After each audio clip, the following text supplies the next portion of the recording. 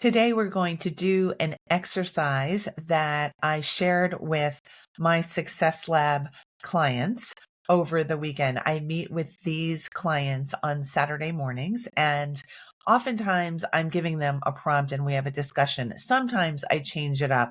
And this past session, I decided I had so many different things on my own mind that I needed a bit of structure to help myself make the most out of my time and my energy.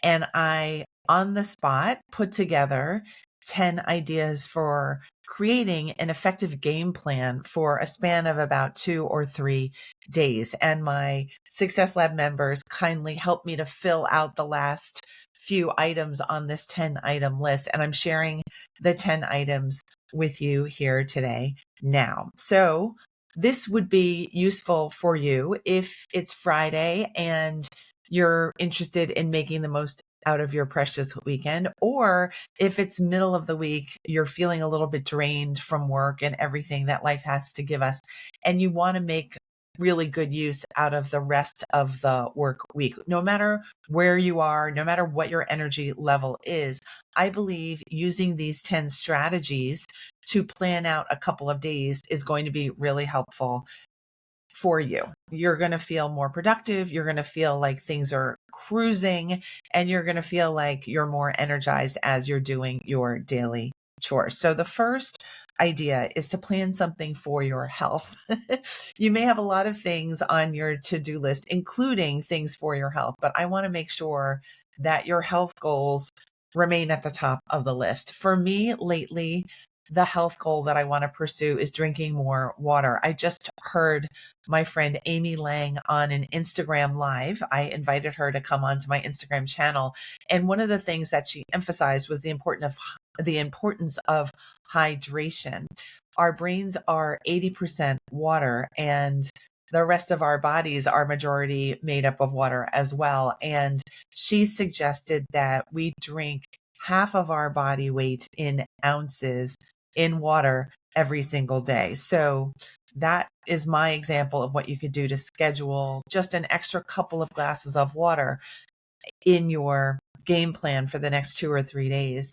Whatever it is for you, make sure you write it down, make sure you identify it, and then go deploy it. The second idea that I have for you for scheduling is to schedule movement. Now, I know movement is a subset of being healthy and going towards our health goals, but I find that so often when we're trying to be productive, we are sedentary. We are sitting in our little chairs, in our little spots, in our little spaces, and we're not really moving. So I do believe that planning actual movement is going to be really productive for you. And we don't want to forget that. We don't want to go to bedtime checking our Aura rings or whatever kind of tracker you're using and finding that we've only had 400 steps. That is just not fun. And our bodies really need us to support it as much as the bodies support us. So the first step is a health goal. The second thing you want to plan is some sort of movement or continuous movement as you're doing your chores throughout the days. The third idea is, what do you need to be doing? What should you be doing? I don't often enjoy using the word should, but we all have things that we know we really should be doing. And sometimes those are the things that we tend to put off. So whatever that category is for you, it's tax season. Maybe you should be putting together some tax documents now. Whatever it is for you, put that down. And it doesn't have to be a gigantic task, but it might be just that entry first micro step that will help you to get to that thing that you should be doing so that you're not avoiding it anymore. So the third idea is do something that you should be doing. The fourth idea is to do something that helps you to connect to other people. This could be as simple as sending a text to your aunt, or sending an email to your accountant, or getting together with your girlfriends for some tea. Whatever it is, schedule that in, make sure that happens, because we don't want to go a whole 2 or 3 days without connecting being social. It's a real value of mine to be social. And I'm encouraging you to think about how you could be more social in the next few days as well. The fifth idea that I have for you is to do something that is stress reducing. So that could be getting the taxes done. That could be clearing your way for a new challenge or a new class that you want to take. It could be just identifying a habit of yours that you would like to stop or try to stop for the next 2 or 3 days. That can be stress reducing. It might be that you allow yourself more TV time at the end of the day if that is something that helps you to curb your stress. Whatever it is, tailor a plan for you, but make sure there's something in step 5 that helps you to reduce your stress. Step number 6 is connected to step number 5, and that is you want to do something that is either calming or fun or both. So this is something that kind of counterbalances your work stress energy, and you want to make sure, let's say, keeping your plants alive. So maybe you're doing a run on your plants and you are saying, I'm going to keep all of my plants alive. It's going to be Nurture the Plants Day. Or it could be, I am taking my niece out for lunch day. Do something spontaneous. Do something so that your nervous system isn't really activated. It's actually getting a message from you that you have everything under control and that you know how to balance your energy. Step number 7, you need to get outside. So definitely, I think it's a must that every single day we spend some time outside. Again, it does not have to be a whole half a day or anything extensive, but I think daylight is just such a such a heartwarming thing to connect with. The days are getting warmer and brighter, and let's take advantage of that and make sure you're also moving. You can do step number 2 and step number 7, get outside and be doing your movement all together. It does not have to be complicated. I think when we think things are complicated, they end up feeling complicated and then they become complicated. So have a better mindset about all of this. See all of these steps as nurturing your well-being, as nurturing your productivity, as nurturing your nervous system, so that you don't feel like everything that you're looking at on your to-do list is a pure obligation, something that drags you down, something that blows your energy, something that makes you sad. No, no, no, no, no. We don't want a sad day. We don't want a draining day. We want a day where we feel in control. We want a day where we feel regulated in our nervous system. We want a day where we know we're going to end the day feeling very successful and even more healthy than when we started the day. Those are our ideals. Those are our goals. Those are our protective strategies for our willpower, our energy, the time that we have, and our attitudes. Let's keep them really running well and really running high, while also knowing that we don't want to overdo things. All right. The 8th step that I have for you is I would love for you to declutter 1 to 3 items every single day. If you've been a participant in any of my Re-Energize Your Home 5-day challenges, you know that the secret sauce to decluttering is to get your hands on your clutter. It's no use to just think about how cluttered you are or to think about how you're going to get to the decluttering at some point. What really does make the difference is when you actually touch your clutter. You say to yourself, as soon as I pass by something that is out of place, I'm going to touch it and I'm going to remove it and I'm going to restore it to its normal home or its comfortable home. And then guess what happens? You get to reclaim the energy of your space for yourself.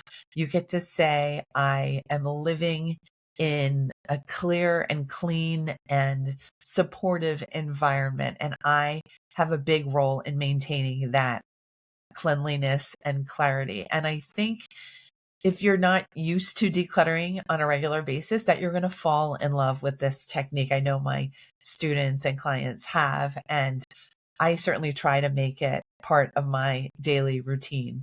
It doesn't have to be every single day. We don't have to get rigid about any of these ideas. But of course, when we schedule these things ahead of time, we end up feeling like, well, I did say I was going to do that. And, I did get all of these things done already because I was planning to get these things done. So I will do the decluttering and I will feel proud of myself and my space afterwards. So, number 8, declutter 1 to 3 items, and do not make a big deal out of this because it's just not a big deal.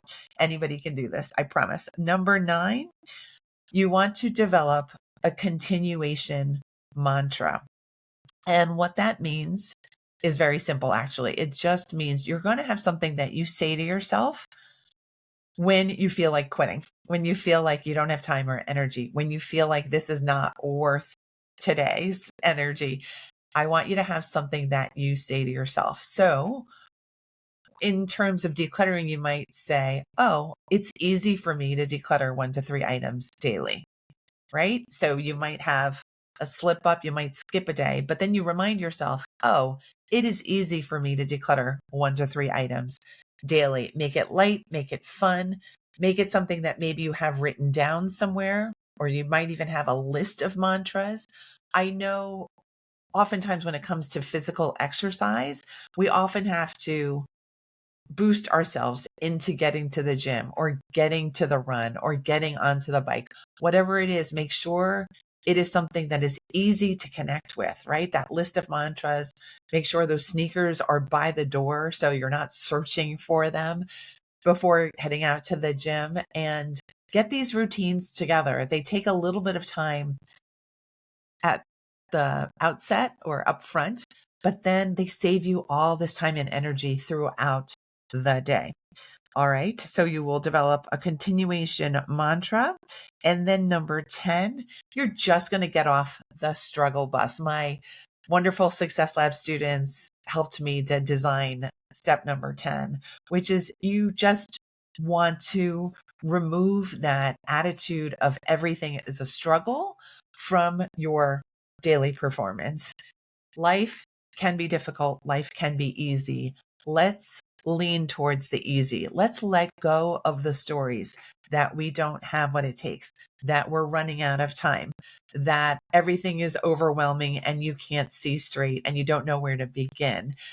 Let's let go of the comparisons to other people who might be running faster than you are at the moment, because they are running their own race. You are running yours. These 10 items on this list will help to keep you running in your lane and running straight to your goals and running without exhaustion. And I think all of those elements are really important to pay attention to. Remind yourself of why you're trying to keep yourself healthy.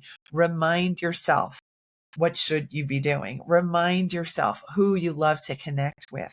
Remind yourself that it's important to keep your nervous system regulated, to make sure you have endurance and resilience when you are taking on the world with whatever you're taking on the world with, and whatever you're trying to create in this beautiful life of yours.